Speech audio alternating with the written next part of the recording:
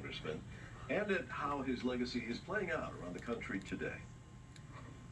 Get in trouble, what I call good trouble. Necessary trouble. John Lewis lived by that motto for decades in the fight for civil and voting rights, and as a member of Congress for 17 terms.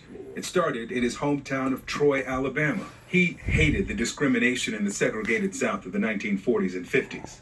And I've asked my mother, my father, my grandparents, and my great-grandparents why. They was the boy, that's the way it is. Don't get in the way. Don't get in trouble. But he did get into good trouble, and early. Lewis was 19 years old when he was part of the first lunch counter sit-in that led to the desegregation of downtown Nashville. There was a moving feeling within me that I was sitting there demanding a God-given right. And in spite of all of this, I had to keep loving the people who denied me service. He demanded those rights as the youngest speaker at the March on Washington. Wake up, America, wake up, for we cannot stop, and we will not and cannot be patient. And at the foot of the Edmund Pettus Bridge during a march for voting rights where he and hundreds of other protesters were beaten and trampled. In 1986, he was elected to Congress to represent Georgia's 5th District, which includes Atlanta. And for more than 30 years, Lewis continued the fight for voting rights and more. The humane treatment of the undocumented.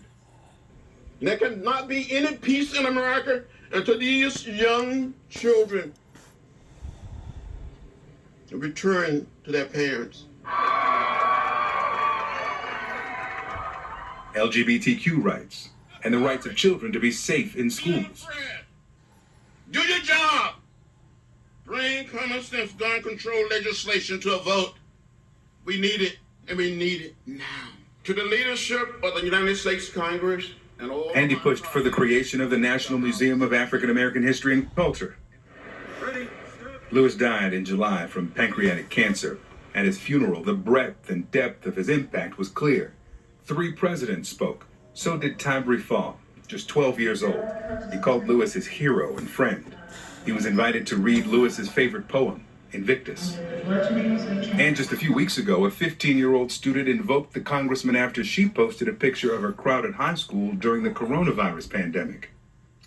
I'd like to say that this is some good and necessary trouble. When you see something that is not right, not fair, not just, say something, do something.